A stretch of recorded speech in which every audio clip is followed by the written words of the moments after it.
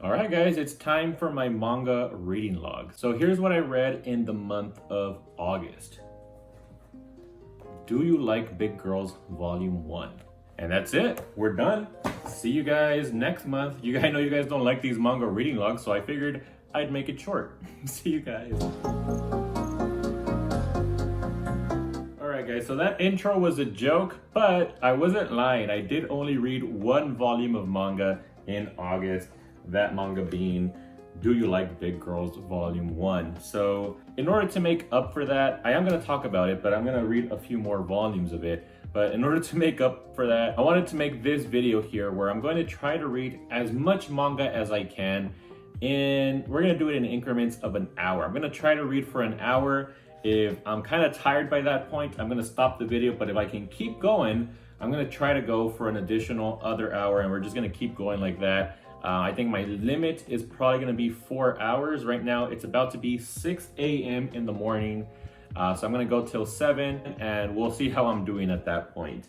My son will most likely wake up at around 8 a.m. So I'm probably going to stop realistically in 2 hours. So we'll see. I'm a pretty slow reader, so I'm going to try and choose volumes that are really thin so that I can, the goal of this video is to read as many volumes as I can. So I'm going to try to choose those thinner volumes from this shelf right here, which is my to be read shelf for 2022, which I have not made a dent in at all. So hopefully this video will help, and I'm also going to try and continue to read more in the following months. So I have my second phone right here. So this is what I'm going to use to time how long I take to read each volume. So I already pulled out a stack of volumes from this shelf right here. So we're just going to go ahead and get right into it, starting off with, we're going to keep going with Do You Like Big Girls. I have volumes 2, 3, and 4. Really enjoyed volume 1, so I want to keep going. These are not my thinnest, but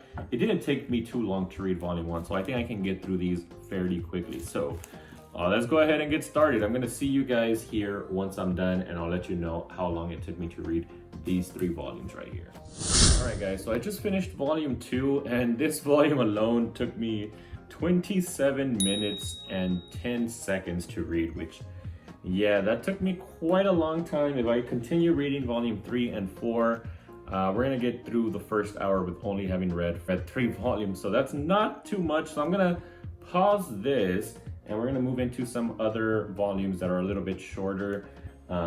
So yeah, but let's quickly talk about volume 1 and volume 2 here of Do You Like Big Girls? And damn, this is the most nasty man manga that I've read in a while. In particular, volume 1, I remember when I read this a few weeks ago, I was like in awe by how much fan service there was in here. There was also like, definitely earns the parental advisory notice right here. There was a lot of sex in this one.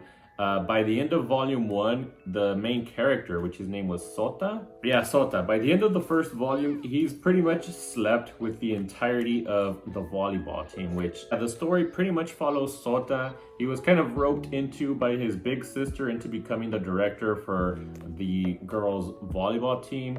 And I believe they're in college because in volume 2, there was a few scenes where they go out drinking after a long day. So I'm just assuming that they're in college. That's pretty much it. It doesn't really make sense. They never really explain if he has the credentials to be the director for this volleyball team because he is getting paid for it. And on top of that, he's having his way with the whole volleyball team, which, yeah, it's definitely a spicy manga. And if you guys like your fan service, I would definitely recommend this one. So yeah, volume 1 pretty much covered him sleeping with the entirety of the volleyball team. In volume 2, it kind of takes a different weird turn where they're kind of starting to push this relationship, or like kind of just showing us that the main character has a sister complex.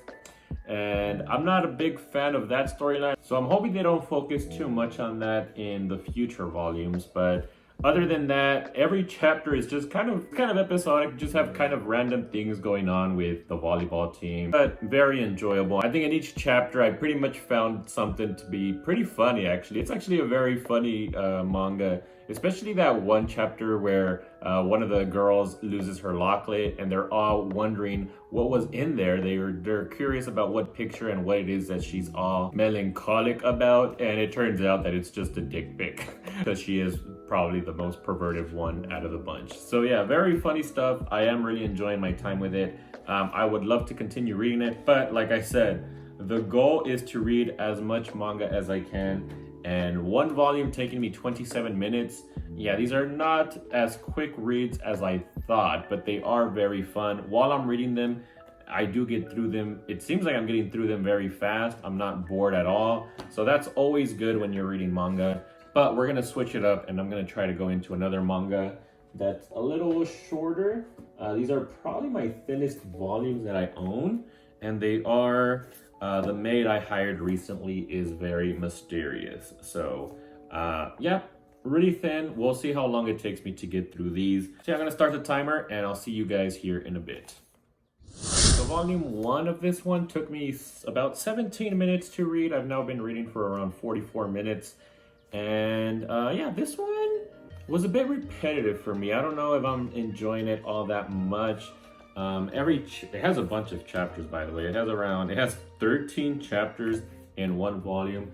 I'm not a big fan of when the chapters are super short like that, and basically the first page of every chapter is just repeating itself every single time. In this case, we have a young master. He's been left alone. His parents have passed. And it's kind of weird. He's just a young boy living in a mansion, and this maid showed up one day and said that she would work there for free, which I'm starting to have a feeling that she's somehow related to him, because that's just weird for somebody to come and say, hey, I'm gonna work for free. But yeah, the beginning of every chapter just starts off with a young master saying, this maid that I hired is very mysterious. She cooks delicious, she cleans awesome, she does all of the work on the house, and she's beautiful. Which, yeah, I won't deny, she's definitely a beautiful maid, and I am curious to find out what she is, or like if she's related at all to this young master. If she is, it's kind of weird because she's kind of toys with him and in every chapter a little bit. So yeah, I don't know. I'm not loving this series too much, but we're gonna go ahead and read volume 2, and we'll see if it changes it up at all. If it stays about the same, very repetitive, and I don't really see the story going anywhere, I'm probably just gonna drop it, and I will probably look up online and see who the heck this maid is. So yeah, let's go ahead and jump into volume 2 now. Done with volume 2. This one took 18 minutes to read, and with that, we've already gotten through our first hour, and I only read 3 volumes. Man, I thought I would be able to get through much more than 3 volumes in an hour. But yeah, I'm gonna continue to read. I think next I'm gonna get through some Shuzo Oshimi. I know those are pretty easy for me to read, so I'm hoping I can at least get through 3 volumes in 30 minutes. We'll see. But as far as this volume 2 goes, it definitely got better. We went to a new location. We're no longer just in the mansion. We moved into the school setting, which I did really enjoy that. We also got to see another character, one of the classmates of Yuri, which is the young master. It seems like she kind of has a crush on him, but she finds out that he's kind of obsessed with his maid, and she's into it. She's really into all of these romance manga. She got really excited to see one play out in real life, so I thought that was kind of funny. There were also some other cute moments between the maid and the young master, so yeah, overall it's alright. I'd probably give it about like a 6.5 out of 10. So I still do think I might get rid of these, and I'll probably just read it online or something. So yeah, let me grab the next 3 volumes that I plan to read. So next up for Shuzo Oshimi, I'm gonna be reading Welcome Back Alice, volumes 1, 2, and 3. So these are a little bit thicker, but they're not too text heavy, so we'll see. I'll let you guys know how long it takes me to get through volume 1, and I think we'll talk about each volume as we go along. So yeah, I'm very excited to get started on this one. Alright guys, just got done with volume 1. This one also took me 18 minutes, so much thicker volume, but it took me about the same amount of time to read as this thinner volume here for the Maid I hired recently is Mysterious.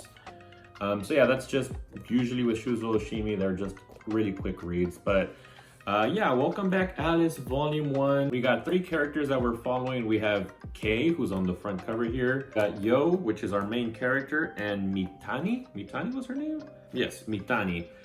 So we follow them in the first chapter. We see them in, I think it's middle school, and they're normal kids just playing, having fun. There's kind of a love triangle going on even from middle school. Yo, our main character, he really likes Mitani. And then we have Kei, which at that point he was identified as a man. Seems as though Mitani actually likes Kei. He was seen as sort of like the cool kid from middle school. All of the girls liked him, and he was best friends with Yo. However, one day Yo catches them kissing, and then he kind of pushes Kei away after that. Kei then leaves. He has to move to another city, and when he does eventually come back for high school, he comes back dressed like this. He identifies now as, well, I don't know, because he mentioned that he doesn't want to identify as a woman, but he doesn't want to identify as a male either. He just prefers dressing and looking like a female, and everybody actually considers him to be very beautiful. Like, he comes back and they think he's a girl, and there was actually a pretty funny scene. All of the guys were in the restroom. They were all talking about it, like, hey, so he's a guy, but he's really pretty, and since he's a guy, he knows what we want, right? So maybe we should go for it. And then he comes in, whips it out, and starts taking a leak in one of the urinals, which, I don't know, I thought that scene was pretty funny. But yeah, as far as this volume goes, I thought it was a pretty good volume 1. I will say it's probably my least favorite of the Shuzo Oshimi works that I have read, aside from the one-shots. Those are just terrible. But I'm talking about his bigger works like Flowers of Evil and Happiness, and even Deviled Ecstasy. I've read those, and I would put this one at the bottom of the list, but I still really enjoy it. I'd probably give it a 7.5 out of 10. The only reason I say I like it less than those is just because the characters, there's not really a character that I like all that much. Like, even the main character, kind of an asshole. He has this friend who he never tells his friend that he actually likes this girl. But after he sees them kiss, he kind of just pushes him to the side. They never talk it through or anything. And even when he comes back as a girl, he still continues to treat him like an asshole, which, I mean, I kind of get it, since his friend kind of comes on pretty strong. He's kind of straightforward. He just says things as they are. So yeah, neither him nor Kei are kind of likable characters. I'd say the most likable one is probably Mitani, but she's just kind of like the innocent girl in the background. She just had a crush on Kei. She had no idea about the feelings that Yo had for her. So yeah, I am still very curious to see where this goes. And yeah, there's just something about Oshimi's writing and the situations that he gets his characters in. He just makes his manga very intriguing, very interesting to read, and you just kind of want to keep going. So yeah, let's move on to volume 2 and let's see where this story goes. My son just woke up, so I think that's it for my reading time, but I did get through volume 2. Okay, can you see? Go. I did get through volume 2, and I think I see where this is going. Again, it's just giving me very similar vibes to the Flowers of Evil. I do think that eventually there's going to be some blackmailing going on, which could all be fixed if just people were honest with each other. Yeah, I know it's not always easy to be honest, so we'll see. We'll see what happens in volume 3.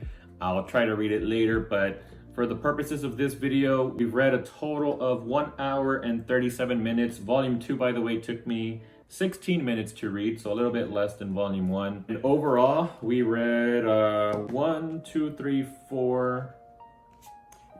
5 volumes today in 1 hour and 37 minutes. So I'll include this with my August single volume that I read, and my total to 6 volumes read for August. So I think we're gonna have to end the video because my son, I think he's hungry. We need to go give him some breakfast, and I'll catch you guys in the next video. So I hope you guys enjoyed the video. Don't forget to like, share, and subscribe if you haven't already, and I'll see you guys in the next one.